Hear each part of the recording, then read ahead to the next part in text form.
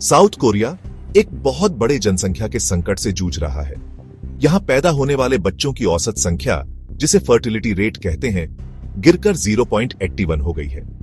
यह संख्या 2.1 के रिप्लेसमेंट रेट से काफी कम है, जो एक स्थिर जनसंख्या बनाए रखने के लिए जरूरी है। साउथ कोरिया के लिए इसका क्या मतलब है? अगर यही चलता रहा तो सदी के अंत तक देश की आबादी आधी हो सकती है। बात यह नहीं है कि देश नक्शे से गायब हो जाएगा, लेकिन इसकी जनसंख्या इतनी बूढ़ी और कम हो जाएगी कि इसका काम करना मुश्किल हो जाएगा। सोचिए, एक ऐसा देश जहां बुजुर्गों की देखभाल के लिए पर्याप्त नौजवान न हो, काम करने वालों की कमी, स्वास्थ्य सेवाओं पर बोझ और पूरा आर्थिक प्रभाव।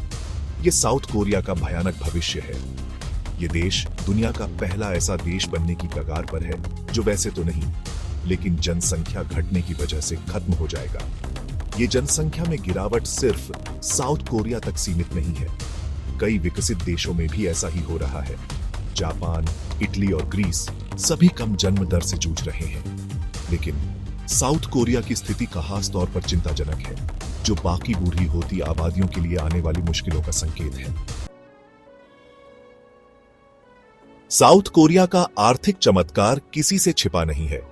युद्ध के बाद यह देश एक वैश्विक आर्थिक महाशक्ति बन गया, लेकिन इस तेजी से विकास की एक कीमत चुकानी पड़ी। जैसे जैसे साउथ कोरिया के लोग आर्थिक रूप से आगे बढ़े, उन्होंने शादी और बच्चे पैदा करने में देरी करनी शुरू कर दी। इसकी कई वजहें हैं।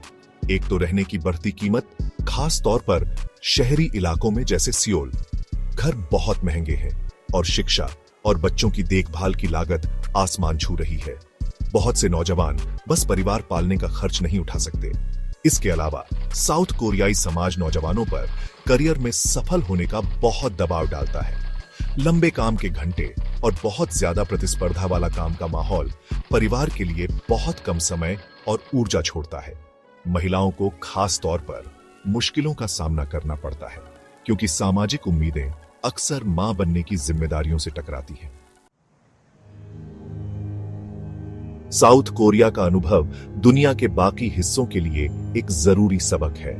यह बिना पर्याप्त सामाजिक सुरक्षा के तेज आर्थिक विकास के संभावित नुकसानों को दिखाता है।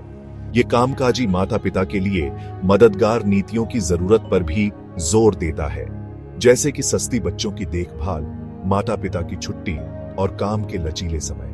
भारत एक ऐसा देश जिसकी आबादी बड़ी और युवा है, साउथ कोरिया की गलतियों से सीख सकता है। हालांकि भारत अभी जनसांख्यिकीय लाभांश का अनुभव कर रहा है, जिसमें काम करने वाले लोगों की आबादी ज्यादा है। भविष्य के लिए योजना बनाना जरूरी है। शिक्षा, स्वास्थ्य सेवा में निवेश और परिवारों के लिए एक मददगार माहौल बनाना जरूरी होगा, ताकि साउथ कोरिया के रास्ते पर चलने से बचा जा सके।